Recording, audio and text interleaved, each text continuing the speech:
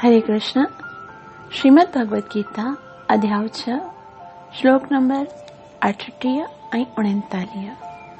हिन आध्यात्मिक जगत में प्रवेश करण खां पहिरीं गुरु ऐं गौरंग खां कृपा जी याचना कंदे मंगलाचरण कंदासूं, ताकि असां जेके कुझु ॿुधण वारा आहियूं उन जो पूरो लाभ प्राप्त थी सघे, जेको आहे कृष्ण प्रेम जी प्राप्ति।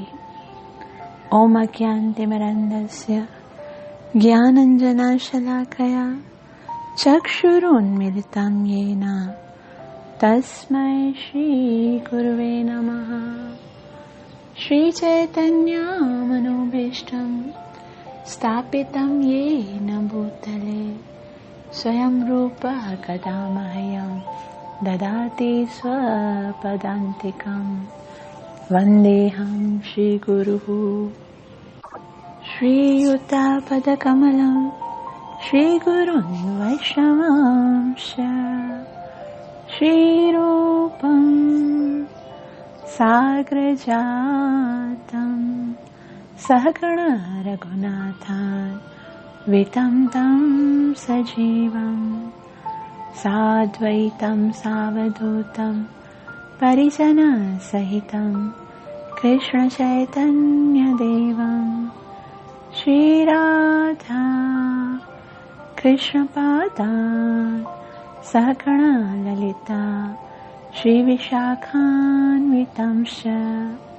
हे कृष्ण करुणा सिन्धु दीनबन्धु जगत्पते गोपीश गोपिका कान्ता श्रीराधा कान्त नमोस्तुते। तप्त काञ्चन गौरंगे राधे वृन्दावनेश्वरी वृषभानुसुते देवी प्रणमामि हरिप्रिये। वाञ्छाकल्पतरुभ्यश्च कृपा सिन्धुभ्यैव च पतितानां पावनेभ्यो वैष्णवेभ्यो नमो नमः। श्री कृष्ण चैतन्य प्रभु नित्यानंद श्री अद्वैत गदाधर श्रीवासदि गौर भक्तवृंद। हरे कृष्ण कृष्ण कृष्ण हरे हरे, हरे राम राम राम हरे हरे। ग्रंथ राज श्रीमद् भगवद गीता माता जी जय। अध्याय 6 श्लोक नंबर 38। इन अत्यंत ही पवित्र शब्दन के मूं सां गॾु उच्चारण करण जो प्रयास कयो। अर्जुन भगवान खां हिकिड़ो अत्यंत ही महत्वपूर्ण प्रश्न पुछी रहिया आहिनि। अर्जुन चवनि था, कचिन्नो भय विभ्रष्ट छिन्नाभ्रम इव नश्यति अप्रतिष्ठो महाबाहो विमूढो ब्रह्मण पथिः। कच्चिन्नो भय विभ्रष्ट छिन्नाभ्रमिव नश्यति अप्रतिष्ठो महाबाहो विमूढो ब्रह्मण पथिः। कच्चिन्नो भय विभ्रष्ट छिन्नाभ्रमिव नश्यति अप्रतिष्ठो महाबाहो विमूढो ब्रह्मण पथिः। कच्चिन्नो भय विभ्रष्ट छिन्नाभ्रम इव नश्यति अप्रतिष्ठो महाबाहो विमूढो ब्रह्मण पथिः। इन शब्दनि जी माने ॾिसो। कचिनो कच्चिन माना छा, न, न माना न, उभयो, उभयो माना ॿई, ॿई, वभ्रिष्ट, विभ्रिष्ट मतलब के नष्ट, विचलित थिए थो, छिन्न, फटल, टुटल फिटल, अभ्रम यानी बादल ॾींहुं, इव उन वांगुर, नश्यति नास्ती वञे थो, अप्रतिष्ठो कंहिं बि पद खां सवाइ, महाबाहो हे शक्तिशाली बाहन वारा, कृष्ण विमूढ़ो मोह में फाथल, ब्रह्मण ब्रह्म प्राप्तिअ जे पथी रस्ते। तर्जुमो, हे शक्तिशाली बाहन वारा कृष्ण, छा अहिड़ो माण्हू जेको ब्रह्म प्राप्तिअ जे रस्ते खां भटकी वञे थो, छा उहो ॿिन्ही आध्यात्मिक ऐं भौतिक ॾिसण में सफलता हासिल करण जे मार्ग तां किरे नथो, ऐं छा उहो हिकु टुटल फिटल बादल वांगुरु नास नथो थिए? इन ई सबबु कंहिं बि लोक में हिन खे ठिकाणो नथो मिले। माना अर्जुन भगवान खां पुछे थो कि हिकिड़ो त उन दुनिया बि सभु कम छॾे भक्ति शुरू करे छॾी, है न, योग जे रस्ते ते हलियो, पर योग जी सफलता त भगवान जी प्राप्ति आहे, उनखे भगवान प्राप्त न थियो। ॿिन्ही हिते लिखियो उभयो, उभयो किचिन नो भयो, भय माना के ॿई रस्ता, न उनखे संसार मिलियो न उनखे भगवान मिलियो। हाणे हिकिड़ो माण्हू न दुनिया जो न दीन जो, पोइ उनजो थींदो छा? ऐं हिते भगवान खां अर्जुन पुछे थो कि छिन्न भ्रम इव नष्ट, जीअं हिकिड़ो बादल हूंदो आहे, जेकॾहिं उहो बादल जेकॾहिं जुड़ सभु इकट्ठा हूंदो आहे न त पोइ बारिश करे सघंदो आहे, लेकिन उहो जेकॾहिं उहो बादल है न भिटकी वञे, थोरो सो उनजो हिकिड़ो टुकड़ो जेको आहे परे थी वञे, त उहो कहिड़े कम जो न आहे। उन बादल मां मींहुं न वसंदो, कोई फ़ाइदो बि न थींदो। त ईअं भगवान खां अर्जुन पुछे थो, अप्रतिष्ठो महाभाव विमूढ़ ब्रह्मण पथी, हिकु त उहो आध्यात्मिक जे रस्ते ते पहुचे हले, लेकिन उहो पंहिंजी मंज़िल ते नथो पहुचे, पोइ उनखे कंहिं बि किथे ठिकानो मिलंदो, न हिन लोक में न पोइ पर लोक में उनजी काई जॻह। पोइ छा उहो हिकिड़े भिटकल बादल वांगुरु नास थी वेंदो? श्रील प्रभुपाद जी ॾाढे सुहिणे तरीक़े सां ॿुधाईंदा तात्पर्य श्रील प्रभुपाद द्वारा। श्रील प्रभुपाद जी जय। श्रील प्रभुपाद जी चवनि था, उन्नति करण जा ॿ रस्ता आहिनि। जेके भौतिकवादी आहिनि उन्हनि खे आध्यात्मिकता में का बि रुचि कान आहे, तंहिं करे उहे माली वाधारे द्वारा भौतिक विकास में या मुनासिब कर्मनि द्वारा ऊचे लोक में वञण में वधीक रुचि रखनि था। जेकॾहिं कोई आध्यात्मिकता जो रस्तो अपनाए थो, तॾहिं हुन खे सभु भौतिक कार्य बंदि करणा पवनि था ऐं नाले मात्र भौतिक सुखनि जी सभिनी क़िस्मनि खे क़ुर्बान करणो पवे थो। जेकॾहिं उम्मीदवार योगी नाकामयाब थी पवे थो, त पोइ हू ज़ाहिरी तौर ॿिन्ही नमूननि में नुक़सान में रहे थो। ॿियनि लफ़्ज़नि में हू न को भौतिक सुख न को आध्यात्मिक सफलता जो आनंद वठी सघे थो।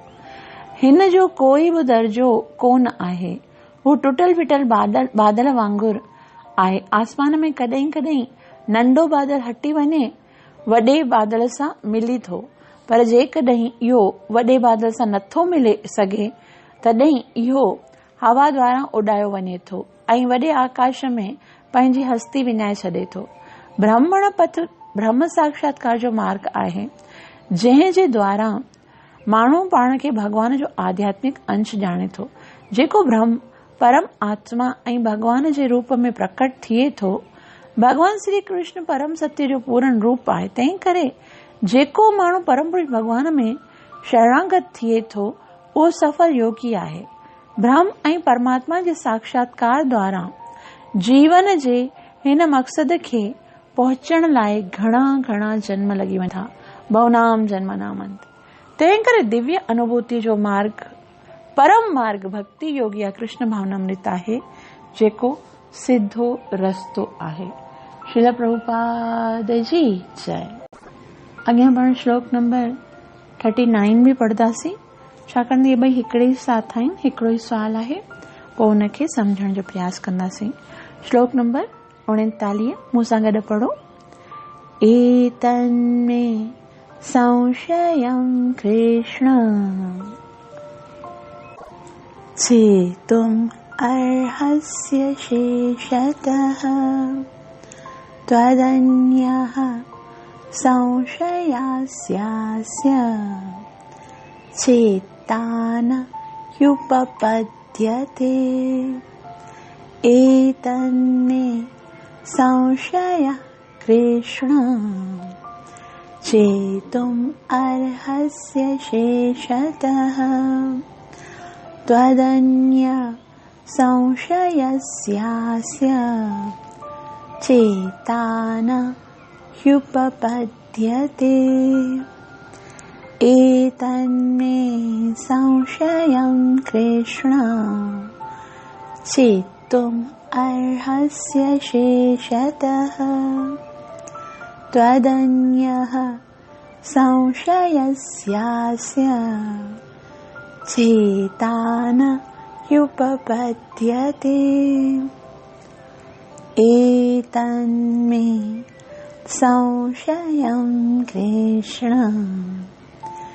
चेतुम् अर्हस्य शेषतः त्वदन्यः संशयस्यास्य चेता न ह्युपपद्यते। इन शब्दनि जी माने ॾिसो। एतन में संशयम कृष्ण, एतन माना हियो आहे, में माना मुंहिंजो, संशयम यानी शक, कृष्ण अर्थात हे कृष्ण, चेतुम अर्हस्य शेषतः, चेतुम माने परे करण लाइ, अर्हस्य तव्हां खे विनती कजे थी, अशेषतः पूरी तरह सां, त्वदन्य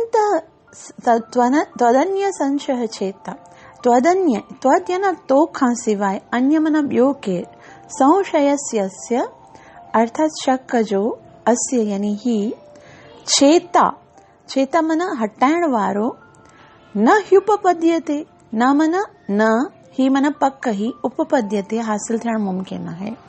माना अर्जुन खे भगवान खे चए थो कि जेको मुंहिंजो शक मन में उतए थी वियो आहे न, कि जेको आध्यात्मिकता में प्रगति या सक्सेस प्राप्त न कंदो, उनजो भौतिक जीवन ऐं आध्यात्मिक जीवन ॿई नाश थी वेंदा। मुंहिंजे मन में इहो शक थी वियो आहे ऐं इहो शक दूर करण लाइ मां तव्हांजे शरण में आहियां, छाकाणि त हिन संसार में तव्हां खां सवाइ ॿियो को मूंखे ॾिसजे ई नथो जेको मुंहिंजे हिन शक खे दूर करे सघे। तर्जुमो ॾिसो।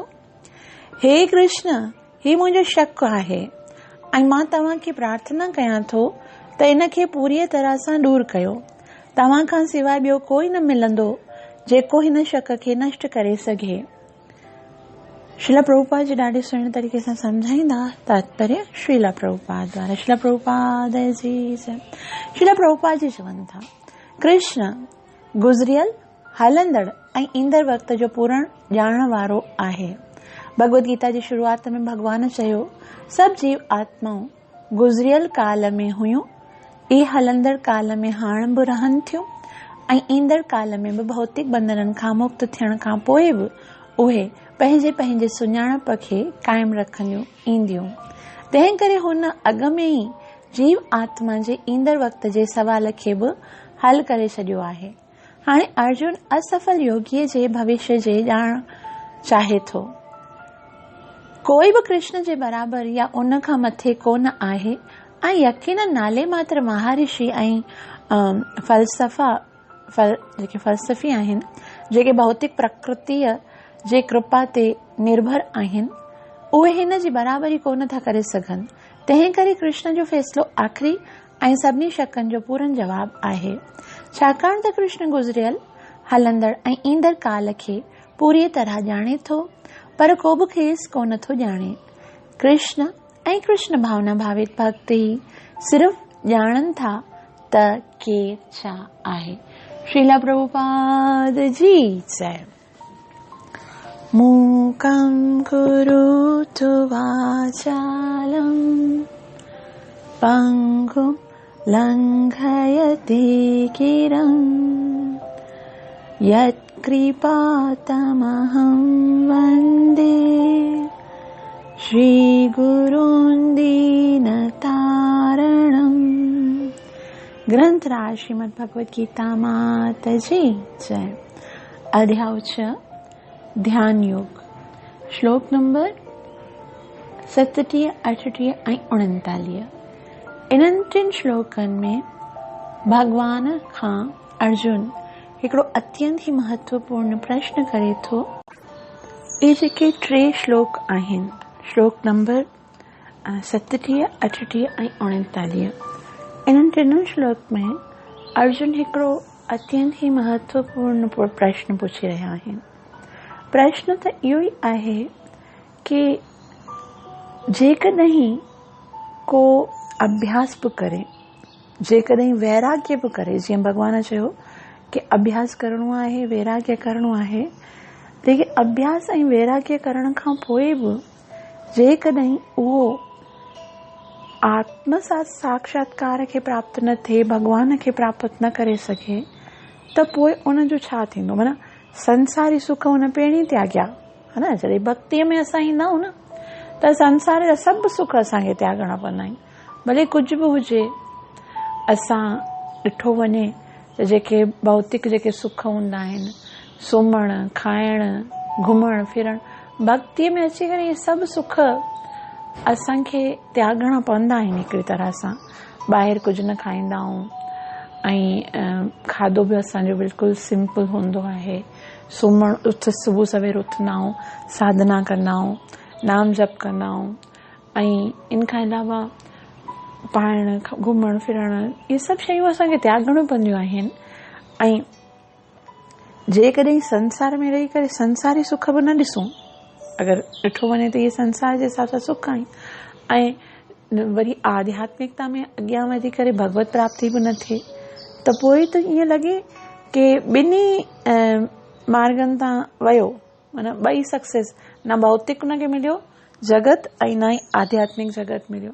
त हिते अर्जुन हिकिड़ी मिसाल बि ॾिनी आहे कि ईअं त न आहे जीअं हिकिड़ो बादल हूंदो आहे, हिकिड़ो नंढो बादल हूंदो आहे, हिकिड़ो वॾो बादल हूंदो आहे, ऐं नंढो बादल जेको हूंदो आहे उन मां हिकिड़ो नंढो पीस निकिरी अचे, ऐं उन नंढे पीस जी इच्छा हुजे कि मां वॾे बादल सां वञी करे मिलंदमि, ऐं वॾे बादल से मिलण जे लाइ उहो पंहिंजो नंढो बादल त छॾे, लेकिन वॾे बादल खे पहुचण खां पहिरीं हिकिड़ी का वॾी भयानक हवा अचे, तूफ़ानी साइक्लोन अची वञे, त पोइ छा थिए, उहो उन वॾे बादल खां बि परे थी वञे, मतिलबु वॾे बादल खे बि न पुॼी सघियो ऐं नंढो बादल बि छॾे ॾिनई।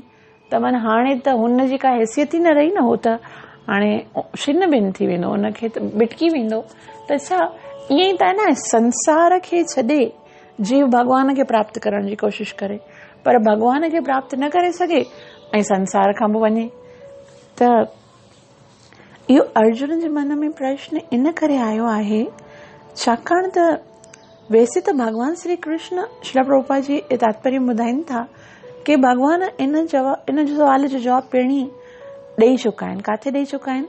2.40 में भगवान चयो आहे कि जेको आध्यात्मिकता जे रस्ते में अॻियां वधंदो आहे उन जो कॾहिं बि नुक़सान न थींदो आहे, घाटो न थींदो आहे, ऐं थोरो सो बि स्वल्पमप्यस्य धर्मस्य त्रायते महतो भयात्, थोरी सी बि भक्तीअ में जेकॾहिं कोई अॻियां वधंदो आहे त उहो वॾे खां वॾे महान भय खां बची वेंदो आहे, उनखे आध्यात्मिकता में सिक्योरिटी प्राप्त थींदी आहे।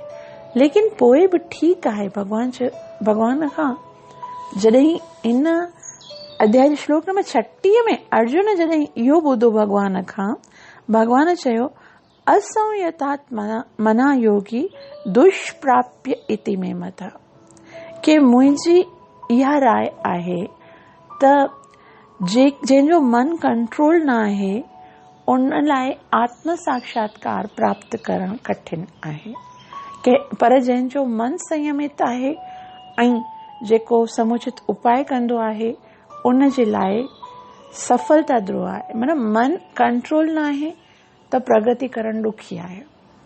अर्जुन चयो ठीकु आहे, पहिरीं तव्हां इहो ॿुधायो कि जेको भक्तीअ में अॻियां वधंदो आहे उनजो पतन न थींदो आहे, हेठि न किरंदो आहे, लेकिन अॼु वरी तव्हां चयो था जंहिंजो मन वस में न आहे उहो अॻियां वधणु उन जे लाइ ॾुखियो आहे।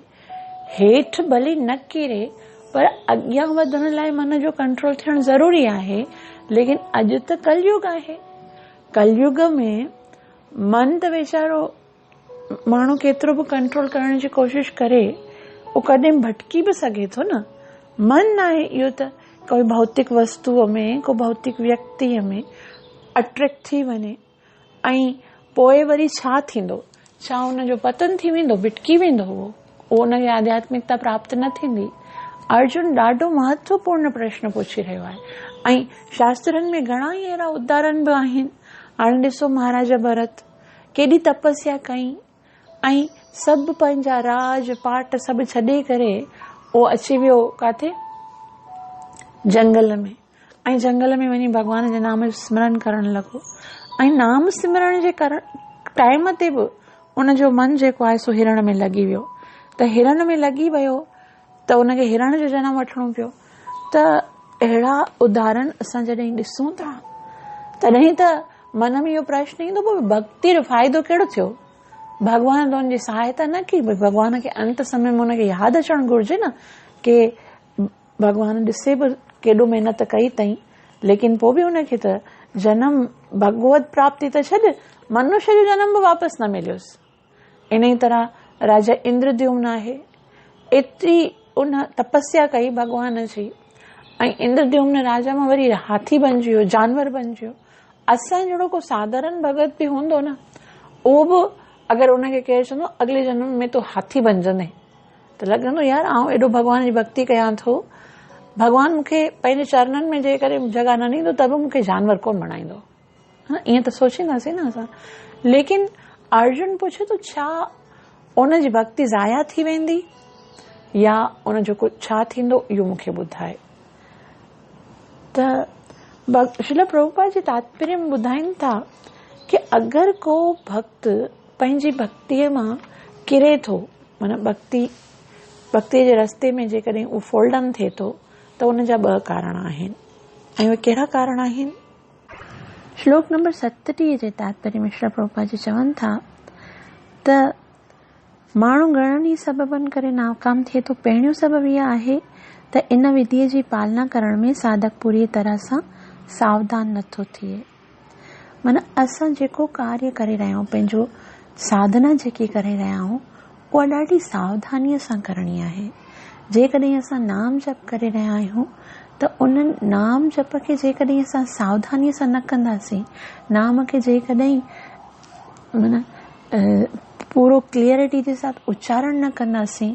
के भक्त नाम जप कंदा आहिनि, उन्हनि में सावधान बसि न हूंदा आहिनि, हलंदे फिरंदे काउंटर जो बटण दॿाईंदा आहिनि, होॾां ॻाल्हाईंदा आहिनि, होॾां खाईंदा पीअंदा आहिनि, बसि काउंटर जो बटण दॿंदो वेंदो आहे। ॿुधंदा बि न आहिनि कि नाम जेको उच्चारण करे रहिया आहिनि उहो सही तरह सां मुख मां उच्चारण थी रहियो आहे या न थी रहियो आहे।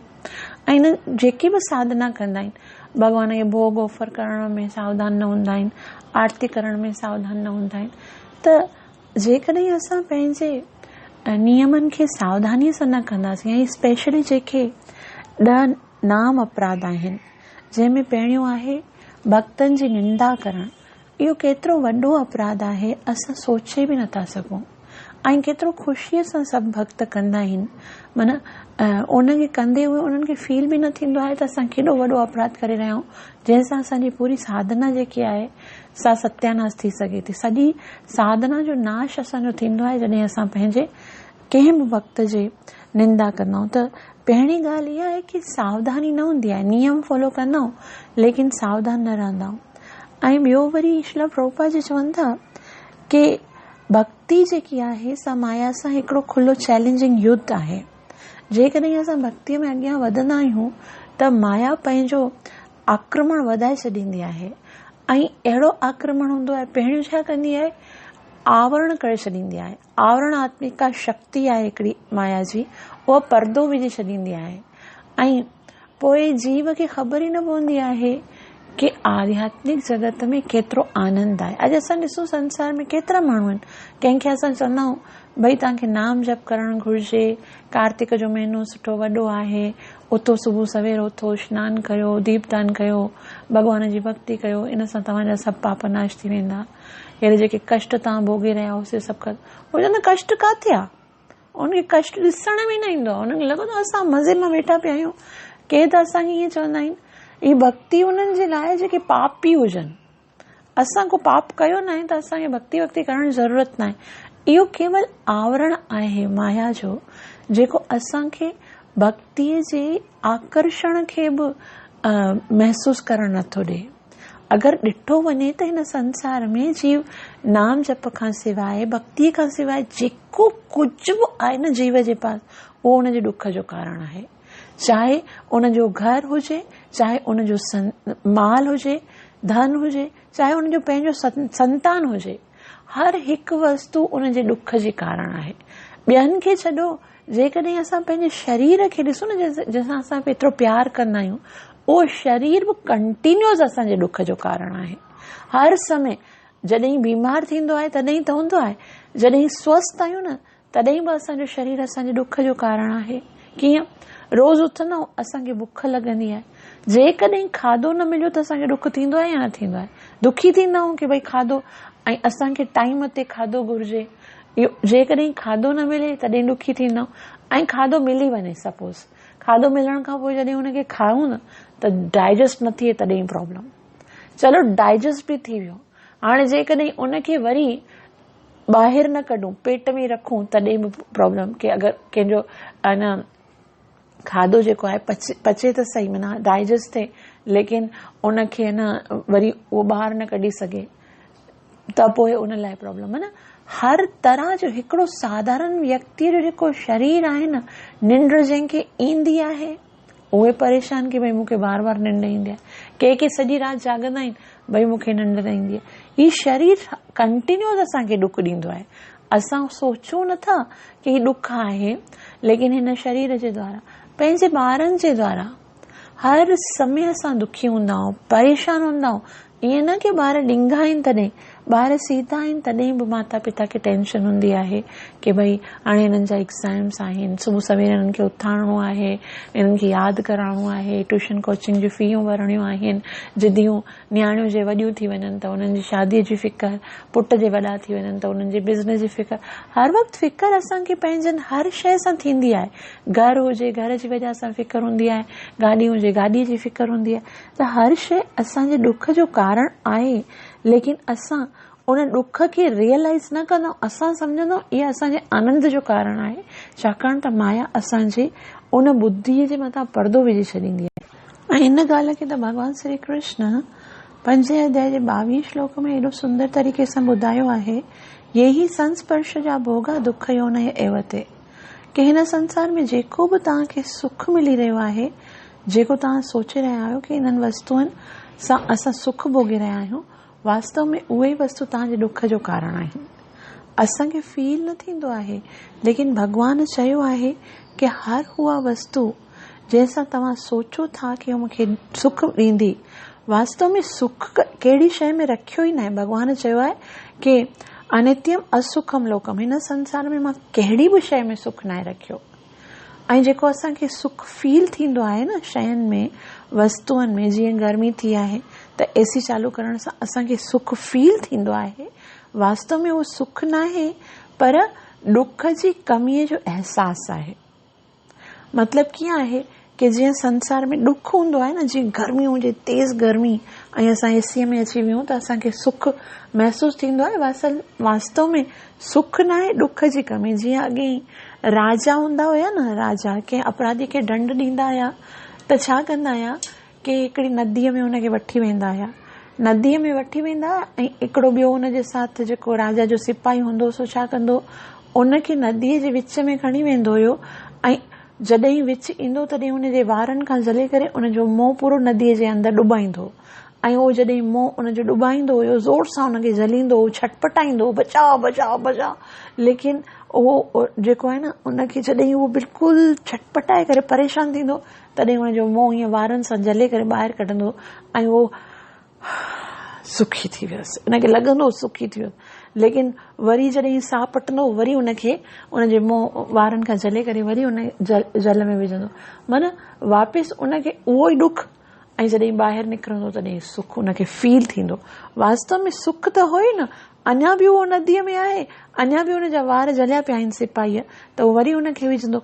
उन ई तरह सां संसार में जेको बि असांखे सुख मिले थो, लेकिन असां हिन संसारी माया जे चुंगल में फाथल आहियूं, क़ैद आहियूं, बंधननि में आहियूं।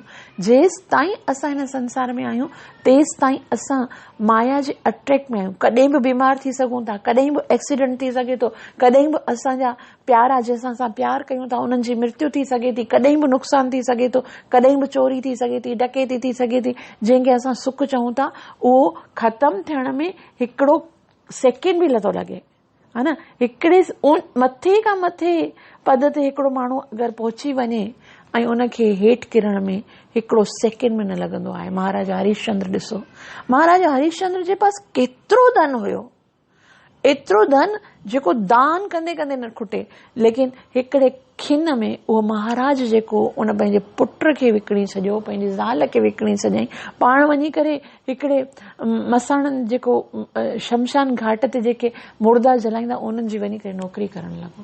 त असां सोचे सघूं था इहे जेके राजा जूं जेके भागवत में लीलाऊं आहिनि, स्टोरियूं आहिनि, इहे असांजे लाइ हिकिड़ो उदाहरण आहिनि कि असां कहिड़े बि शइ ते घमंड न कयूं। जेको बि असां वटि आहे उहो असांखे दुख ॾींदो, इहा गारंटी आहे। यहाँ तक कि श्री प्रभुपाद जी ॿुधाइनि था, तव्हां जेकॾहिं कंहिं शइ खे या कंहिं वस्तु या व्यक्तिअ खे पंहिंजे सुख जे लाइ हासिल कयो था त माया जे साथ हिकिड़ो कॉन्ट्रैक्ट साइन करे रहिया आहियो। कॉन्ट्रैक्ट कहिड़ो साइन करे रहिया आहियूं कि ए माया, इहा वस्तु मां पंहिंजे सुख जे लाइ खणी वञी रहिया आहियां ऐं इन जे प्राप्त करण खां पोइ भविष्य में इन ई वस्तुअ जे द्वारा मूंखे जेको बि कष्ट मिलंदो, जेको बि दुख मिलंदो, उहो मूंखे स्वीकार आहे। माया खे असां कॉन्ट्रैक्ट साइन करे रहिया आहियूं। जेके बि वस्तु अॼु असां पंहिंजे सुख लाइ खणी आया आहियूं, इन्हनि जे द्वारा असांखे दुख मिलंदो ऐं असां उनखे ख़ुशीअ सां स्वीकार करण लाइ तयार आहियूं। इहा आहे असांजी सभ खां वॾी मूर्खता। ऐं श्रील प्रभुपाद जी हिकिड़ो ॿियो ॿुधाइनि था, हिकिड़ो ॿियो माया जो अस्त्र आहे। इहो त आवरण आत्मिका शक्ति आहे माया जी, जेकी आवरण विझी छॾींदी आहे, असांखे ख़बर न पवंदी आहे कि दुख जंहिंखां सुख प्राप्त करणु चाहियूं था उन ई सां दुख मिले थो। ऐं ॿियो माया जो जेको इन खां बि ख़तरनाक अस्त्र आहे सो आहे प्रक्षुब्धात्मिका शस्त्र। इन शस्त्र जे द्वारा माया असांखे इहो रियलाइज़ कराईंदी आहे कि भक्तीअ में कोई सुख आहे न आहे। केतिरे समय सां तव्हां भक्ति करे रहिया आहियो, 10 साल सां तूं माला करे रहियो आहीं, रोज़ रोज़ 16 माला जप करो, सुबुह सवेर उथ, रोज़ उहो ई खा जेको भॻवान खे अर्पण कयो, थूम बसर बंदि करे छॾी, हे बंदि करे छॾी, को फ़ाइदो थियो? को फ़ाइदो थियो? को भॻवान तुंहिंजी से हेल्प कई? अञा जिते हुई उतां खां बि किरी पयूं तूं। हाणे तूं पंहिंजो हाल त ॾिस, पंहिंजे हाल ॾिस। को बि संसार में ॾिस, ॿिया बि माण्हू आहिनि, खाइनि था, पीअनि था, मज़ा कनि था, आनंद लुटनि था, सुखी आहिनि सभु। तो त ॾिस पंहिंजो हाल छा करे छॾियो, सभु कुझु छॾे छॾे, न खाइण जो, न पीअण जो, न घुमण जो, न माइट जो, न मित्र जो, बसि सॼो ॾींहुं खाली हरे कृष्णा हरे कृष्णा। मूंखे ॿुधाए फ़ाइदो छा थियो? ठीकु आहे, भक्ति माण्हू करे, थोरी भक्ति करे, वही कॾहिं कॾहिं माण्हू क्लास में वञे, थोरो नाम जप कजे, हिकिड़ो इन जो मतिलबु इहो थोरी आहे कि बसि सॼी ज़िंदगी भॻवान खे ॾेई छॾ। त जॾहिं भक्त जॾहिं अॻियां वधंदो आहे न, त अहिड़ियूं ॻाल्हियूं उनखे घणियूं ॿुधण लाइ मिलंदियूं आहिनि। ऐं अंदर खां बि कॾहिं कॾहिं जॾहिं निराश थींदो आहे, अंदरां बि इहा आवाज़ ईंदी आहे कि मूंखे मिलियो छा आहे भक्तीअ में। ऐं इन आवाज़ जे करे उहो, छाकाणि त इहा माया जी आवाज़ आहे, माया थोरी चाहींदी आहे कि असां भक्ति करे भॻवान खे प्राप्त करियूं। माया त असांखे केराईंदी आहे। भक्ति मन माया सां हिकिड़ो खुलो चैलेंजिंग युद्ध, ऐं माया हर मुमकिन पंहिंजो हथियार हलाईंदी आहे कि असां भक्तीअ खां हेठि किरूं। ऐं जॾहिं असां कोशिश कंदा आहियूं ऐं माया वरी कोशिश कंदी आहे। श्रील प्रभुपाद जी चवंदा माया एॾी थोरी सादी आहे जेको सोचे अड़े वीचारो भक्ति थो करे, हाणे छॾसि, भगत बणिजी वियो आहे, हाणे इन जो पीछो छॾे ॾियूं। ईअं न कंदी। जेतिरो हिकिड़ो त हिन संसार में, हिन कलयुग में कृष्ण कॉन्शियसनेस खे अपनाइण ई ॾुखियो आहे। केतिरा माण्हू आहिनि जेके कृष्ण भावना अमृत खे स्वीकार कंदा आहिनि, ऐं जेको हिकिड़ो को स्वीकार कंदो आहे, माया उन जे पोयां पंहिंजा सभु अस्त्र खोले छॾींदी आहे। ऐं इहो जेको प्रशुपक आत्मिका शस्त्र आहे सो माया जो सब खां भयंकर शस्त्र आहे, जंहिंमें माया बार बार असांखे इहो रियलाइज़ कराईंदी आहे कि भक्ति करण सां कोई फ़ाइदो कोन्हे। श्रील प्रभुपाद जी पंहिंजे लेक्चर्स में चवनि था, माया जे पास कंहिं बि जीव जे लाइ, स्पेशली भक्तनि जे लाइ कोई करुणा न आहे। माया भक्तनि ते कॾहिं बि कोई कृपा न कंदी आहे।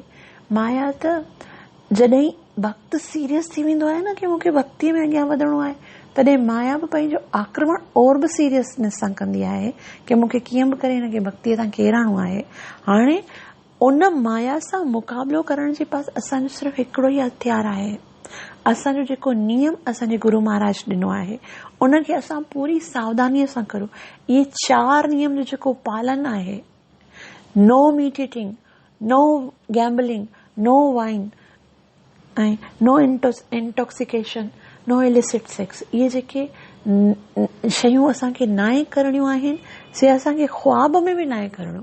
खाली असांखे फिजिकल शरीर सां न, बल्कि असांखे मन में बि इन्हनि जे विषय में नाहे सोचणो, इन जे विषय में ॻाल्हाइणो ई नाहे कि असांखे इहे शयूं कॾहिं आनंद ॾेई सघनि थियूं। हिकिड़ो त इहे जेके असांजो यम आहे कि जेको न करणो आहे उन खां असांखे परे रहणो आहे। ऐं ॿियो सभ खां महत्वपूर्ण जेको असांजो नियम आहे असांजो 16 माला जप करणु। उहो एतिरी सावधानीअ सां कि हिकिड़ी माला जेकी आहे उन जे द्वारा, हिकिड़े मंत्र जे द्वारा भगवान असां ते पंहिंजी करुणा वसाइण शुरू करे छॾनि। अहिड़े करणो त उहे ई 16 माला आहिनि, लेकिन उन्हनि 16 माला खे एतिरो सुंदरता सां करण जी कोशिश करणी आहे।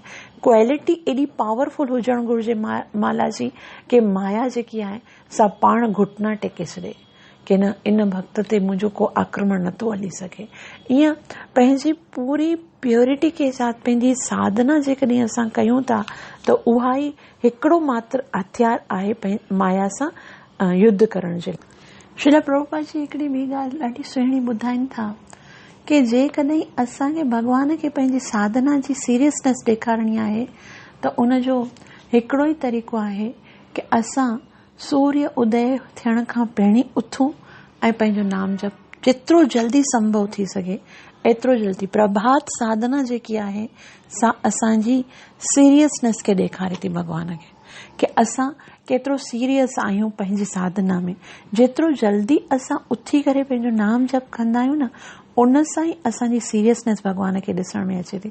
वरना जेकॾहिं असांजो नाम जप जेको आहे उहो ईअं रुली फुली करे थो पियो, जीअं रुली कंदा आहियूं, 2 माला कयूं, हाणे 2 ॿियूं करियूं, राति जो 12 लॻे ताईं अञा माला असांजी कंप्लीट न थी आहे, ईअं सीरियस।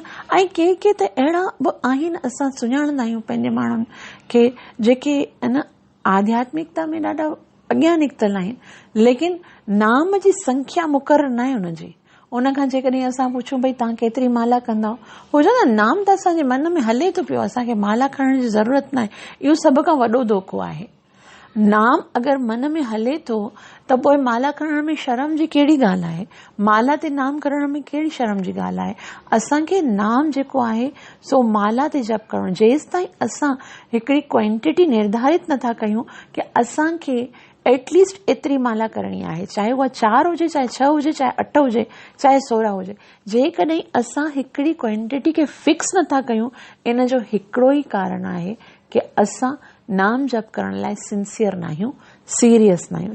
तॾहिं त क्वांटिटी डिसाइडेड नथा कयूं। हाणे पंहिंजे लके बग़ैर माला जे केतिरो नाम जप करे सघंदो है न? 4 दफ़ा कयो, 2 दफ़ा कयो। मन त एतिरो अपवित्र आहे जेको अर्जुन जहिड़ो जेको वीर आहे सो बि चए थो मां हिनखे कंट्रोल नथा करे सघां। सो बि उहो अर्जुन जे साम्हूं कृष्ण वेठो आहे, जंहिंजे रथ जो ड्राइवर बनियो आहे कृष्ण, उहो बि चए थो मन नथो मुंहिंजो भिटके थो पियो, कंट्रोल नथो थिए। ऐं असां जहिड़ा कामी, असां जहिड़ा बदमाश जेके माण्हू आहिनि से चवनि था असांजो मन भॻवान में लॻल आहे। मन न लॻणो आहे। ही कलयुग जेको आहे सो स्पेशली नाम जो युग आहे। तंहिं करे असांखे जेकॾहिं भॻवान खे पंहिंजी सीरियसनेस ॾेखारणी आहे त सुबुह सवेर सिज उभरण खां पहिरीं असांखे नाम जप शुरू करणो आहे। जेकॾहिं असां नथा कयूं त पोइ इन जो मतिलबु असां भक्तीअ में सीरियस न आहियूं ऐं कहिड़े बि टाइम असांखे माया अट्रैक्ट करे सघे थी। अॼु इहो कीअं आहे? अॼुकल्ह त माण्हू ईअं चवंदा आहिनि भई घणा माण्हू आहिनि, भगत बि आहिनि, भगत बि उन्हनि खे चइबो आहे थोरी सोरा माला कंदियूं आहिनि ऐं ना ई उहे ऑफर कंदा आहिनि, त पोइ असां छो कयूं, असां बि बसि न कंदासीं। इहा सिर्फ़ु आर्ग्यूमेंट आहे।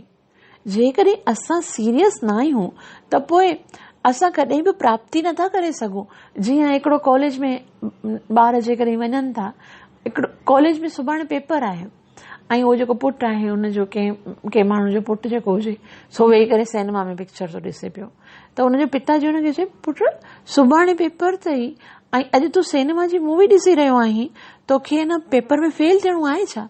तूं चवंदो न पिताजी अहिड़ी ॻाल्हि थोरी आहे, मुंहिंजी क्लास जा केतिरा ई माण्हू आहिनि जेके केतिरा ई ॿार आहिनि जेके मूंसां गॾु मूवी ॾिसण हलिया हुआ, त अगरि उहे तोसां गॾु मूवी ॾिसण हलिया हुआ डेफिनेटली उहे फेल थींदा। इन जो मतिलबु इहो थोरी तोखे बि उन्हनि सां गॾिजी वञी करे मूवी ॾिसणी आहे।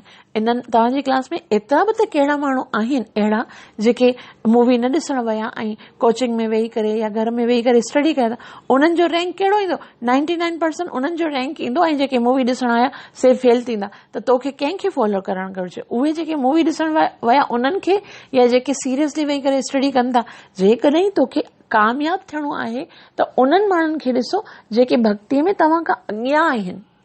असां छा कंदा संसार में, जेके असां भौतिक जगत में धन में अयाशीअ में जेके अॻियां हूंदा आहिनि उन्हनि खे ॾिसंदा ऐं भक्तीअ में जेको हिकिड़ी माला कंदो या पोयां हूंदो आहे, नाम हलंदो रहे थो ईअं चवंदा उनखे ॾिसंदा। हालांकि असांखे छा करणो आहे, आध्यात्मिकता में असां खां जेको उन्नत आहे, प्रगतिशील आहे, जेको अॻियां निकितल आहे उनखे फॉलो करणो आहे ऐं भौतिक जगत में ॾिसणो आहे कि भई जंहिंजे पास न आहे उहे बि त गुज़ारो करे रहिया आहिनि न। जंहिंजे पास अगरि ब्रांडेड ड्रेसिस वठण जे लाइ शक्ति न आहे, जंहिंजे पास महलनि जहिड़ा घर न आहिनि, गाॾियूं न आहिनि, उहे बि त ज़िंदा आहिनि न। असांखे बि जेकॾहिं न मिलिया त ज़िंदा रहंदासीं। कम से कम आध्यात्मिक जीवन खे त पंहिंजो सफल करे भगवत प्राप्ति ॾांहुं त वञूं। त असांखे पंहिंजे लाइ सीरियस थियणो आहे। इहे सभु शयूं असांखे पाण डिसाइड करणो आहिनि कि असांजे लाइ ज्यादा महत्वपूर्ण छा आहे। भगवान ॿुधाइनि था अर्जुन खे चौथे अध्याय जे श्लोक नंबर 10 में, वीत राग भय क्रोध मन मया माम उपाश्रिता भववो ज्ञान तपसा पूता मद भावम आश्रिता। हे अर्जुन, तू अकेलो थोड़ी आहे हिन रस्ते ते जेको अॻियां वधी रहियो आहीं। तोखां पहिरीं बि भूतकाल में घणा ई अहिड़ा माण्हू आहिनि जेके इन ज्ञान सां पवित्र थी विया आहिनि ऐं इन प्रकार उन्हनि सभिनि मुंहिंजे लाइ दिव्य प्रेम खे प्राप्त कयो आहे। जेकॾहिं तोखे बि दिव्य प्रेम खे प्राप्त करणो आहे त पोइ तोखे बि इहे जेके अपवित्र कार्य आहिनि, भय क्रोध, उन्हनि सभिनि खे छॾणो आहे। जेकॾहिं तोखे मूंखे प्राप्त करणो आहे त पंहिंजो अभ्यास, पंहिंजी साधना खे पक्को करणो आहे। जेकॾहिं तोखे आध्यात्मिकता में सक्सेस करणी आहे त उन्हनि खे फॉलो करणो आहे जेके पहिरीं सक्सेस प्राप्त करे चुका आहिनि। उन्हनि खे थोड़ी फॉलो करणो आहे जेके पतन जंहिंजो थी वियो आहे या जेके न पहुची सघिया आहिनि मूं ताईं। कॾहिं कॾहिं के भक्त श्रील प्रभुपाद जी सां हीअं प्रश्न पुछंदा हुया कि स्वामी जी, भक्ति त केतिरो सुंदर प्रोसेस आहे। भक्त जेकॾहिं भक्ति में अची बि वेंदो आहे ऐं पंहिंजी साधना प्रारंभ कंदो आहे, पोइ बि कहिड़ो कारण आहे कि भक्त फॉल डाउन थी वेंदा आहिनि, पंहिंजी भक्ति खां किरी पवंदा आहिनि। इन जो कारण छा आहे? श्रील प्रभुपाद जी चवंदा आहिनि, the cause is because the devotees are not afraid from maya. उहे जेके आहिनि से माया खां डिॼंदा न आहिनि, पंहिंजी साधना त कंदा आहिनि, लेकिन माया जे आक्रमण सां उन्हनि खे सावधान रहण न ईंदो आहे ऐं उहे पंहिंजी साधना में बिल्कुलु लेज़ी थी वेंदा आहिनि। लेज़ी माना सावधानी न थींदी आहे, साधना थींदी आहे पर सावधानी। जेकॾहिं असांखे माया खां प्रॉपरली बचणो आहे त उन जे लाइ सभ खां जेको हथियार, जीअं मां चयो, सो छा आहे? असांजो नाम जप। बसि हिकिड़ो ई इहो प्रोसेस आहे जेको असांखे माया सां बचे। तंहिं करे सुबुह सवेर उथी करे जॾहिं असां पहिरीं माला खणंदा आहियूं न, तॾहिं उन टाइम ते जॾहिं पहिरियों मंत्र उच्चारण कयूं, हरे कृष्ण कृष्ण कृष्ण हरे हरे, हरे राम राम राम हरे हरे, उन टाइम ते मन में इहो सोचो, जेकॾहिं इन मंत्र मां को बि शब्द मां सही तरह सां उच्चारण न कयो त पोइ हाणे मूंखे माया अटैक कंदी। ऐं जेकॾहिं ॿियो मंत्र पढ़ूं, वरी ॿिए मोतीअ ते हथ रखूं, हरे कृष्ण कृष्ण कृष्ण हरे हरे, हरे राम राम राम हरे। ऐं इहो सोचो, जेकॾहिं हिकिड़ो बि शब्द मां सही तरह सां न ॿुधो त उन ई टाइम ते माया जेकी आहे सा मूंखे दॿोचे छॾींदी। ऐं वरी टे मोतीअ ते हरे कृष्ण कृष्ण कृष्ण हरे हरे, हरे राम राम राम। जेकॾहिं इहो मंत्र मां पूरी तरह सां परफेक्टली न उच्चारण कयो, श्रद्धा न हूंदी, त पोइ त मूंखे माया जेकी आहे सा इन ई टाइम ते मारे मुकाईंदी। उन ई टाइम ते माया जेकी आहे सा मूंखे ख़तम करे छॾींदी। तंहिं करे सावधानी ज्यादा आवश्यक आहे। पंहिंजे प्रोसेस जेको असां भक्तीअ जो कयूं था उन में केतिरो सावधान आहियूं, केतिरो प्रेम ऐं श्रद्धा सां असां उन नाम खे जप करे रहिया आहियूं, असांजी श्रद्धा केतिरी आहे, असांजी सीरियसनेस केतिरी आहे, उहा ई असांखे माया खां बचाए सघे। ऐं नाम जप करण ऐं भॻवान जे कीर्तन जे लाइ बि जेकी असांखे बल प्रदान थींदो आहे, जेकी शक्ति मिलंदी आहे, सा थींदी आहे श्रवण सां। जॾहिं असां श्रवण कंदा आहियूं न भॻवान जे विषय में, भॻवान जी कथाउनि खे, भॻवान जे शब्दनि खे, तॾहिं असां में भॻवान जे नाम जप करण जी शक्ति मिलंदी आहे, उत्साह मिलंदो आहे। तंहिं करे जेको श्रवण आहे सो पहिरियों स्टेप आहे। असांखे एनिया श्रवण करणो ई आहे, छाकाणि त जॾहिं श्रवण न कंदासीं, भले असां केतिरो बि जप कयूं, लेकिन श्रवण करण छॾे ॾींदासीं त असांजो जप ऑटोमेटिकली ख़तम थी वेंदो। तंहिं करे श्रवण ॾाढो महत्वपूर्ण आहे। श्रीमद भागवत में लिखियलु आहे, श्रवण करण सां हृदय जे अंदरि मौजूद जेको अपराध आहे, गंदगी आहे, सा साफ़ थी वेंदी आहे। श्रवताम स्व कथा कृष्ण पुण्य श्रवण कीर्तन हृदयंतस्तो या भद्राणी विदुनोति सोत्सताम, के हृदय जे अंदरि जेके अभद्र आहिनि, काम क्रोध लोभ मोह मद मात्सर्य, जेके असांखे भक्ति करण न ॾींदा आहिनि, जेके असांजे भक्ति जो रुकावट आहिनि, उन्हनि खे केवल श्रवण करण सां असां ख़तम करे सघूं था। ऐं तथा रजस तमो भाव, रजोगुण तमोगुण जा जेके भाव आहिनि, जेके असांखे सुस्ती कंदा आहिनि, जेके भौतिक आकर्षण ॾींदा आहिनि, रजोगुण जंहिंजी वजह सां हे खपे हो खपे में लॻा पिया आहियूं, खपे केॾे खपे त तोखे सारो जग जपे, इहो खपे कीअं खपंदासीं? उहो जॾहिं असां श्रवण कंदासीं न जॾहिं भॻवान जे विषय में, त असांजी इच्छा ई सिर्फ़ु एतिरी थींदी कि असां भॻवान खे प्राप्त कयूं, भॻवान खे संतुष्ट कयूं। पोइ इहे जेके भौतिक वस्तुअनि जी इच्छाऊं आहिनि, तमोगुण आहे, रजोगुण आहे, सभु ख़तम थी वेंदो श्रवण करण सां। त असांखे सीरियस पाण थियणो आहे। जेतिरो ज़्यादा सीरियस थींदासीं एतिरो असां वधी सघंदासीं। छाकाणि भॻवान श्री कृष्ण पाण भगवत गीता में 7 श्लोक में चवनि था कि दैवी एषा गुणमयी मम माया दुरत्यया। ॾिस अर्जुन, मुंहिंजी माया खे पार करणु ॾाढो ॾुखियो आहे। सिर्फ़ु हिकिड़ी शइ भॻवान चई आहे ॾुखी आहे संसार में, उहा आहे माया खे पार करणु। इन करे श्रील प्रभुपाद जी 70 साल जी उमिरि में भॻवान सां प्रार्थना कंदा आहिनि, हे O Krishna please protect me from your maya, पंहिंजी माया खां मूंखे बचाइजे। इन अवस्था में बि हमेशह माया आक्रमण करण लाइ असांजे मथां तयार हूंदी आहे। तंहिं करे श्रवण और कीर्तन इन्हनि जे द्वारा असांखे शक्ति प्राप्त थींदी आहे कि असां माया सां मुक़ाबिलो करे सघूं। लेकिन अर्जुन भॻवान खां पुछनि था, जेकॾहिं उहो अभ्यास बि करे थो माया सां मुक़ाबिलो करण जो, लेकिन पोइ बि उहो सक्सेस नथो थिए, भॻवान खे प्राप्त नथो करे, त पोइ उनजो छा थो थिए, छा उहो भौतिक ऐं आध्यात्मिक ॿिन्ही तरह सां नष्ट थी वेंदो आहे। ऐं अंत में अर्जुन श्लोक नंबर 39 में ॾाढी सुहिणी ॻाल्हि पुछनि था, एतन्मे संशयम कृष्णम चेतुम अर्हस्य शेषत, कि इहो जेको मुंहिंजो संशय आहे इहो सिर्फ़ु तूं ई दूर करे सघीं थो, सिर्फ़ु तुंहिंजे अंदर ई शक्ति आहे। अर्हसी यानी तव्हां खे वेनती कजे थी त तव्हां इन्हनि खे पूरी तरह सां समाप्त करो। अशेषता माना पूरी तरह सां ज़रा बि न बचे।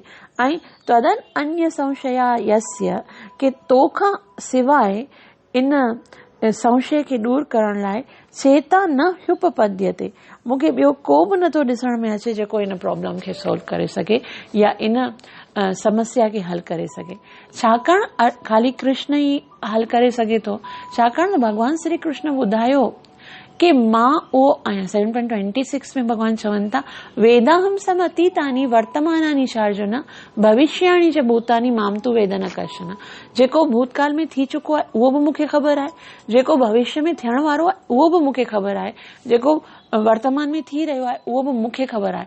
मूंखे हर शइ जी ॻाल्हि, माना जेके जीव पहिरीं संसार में आया हुया उन्हनि भक्ति कई लेकिन भगवान खे प्राप्त न करे सघिया, उन्हनि जो छा थियो आहे उहो त भगवान खे ख़बर हूंदो न।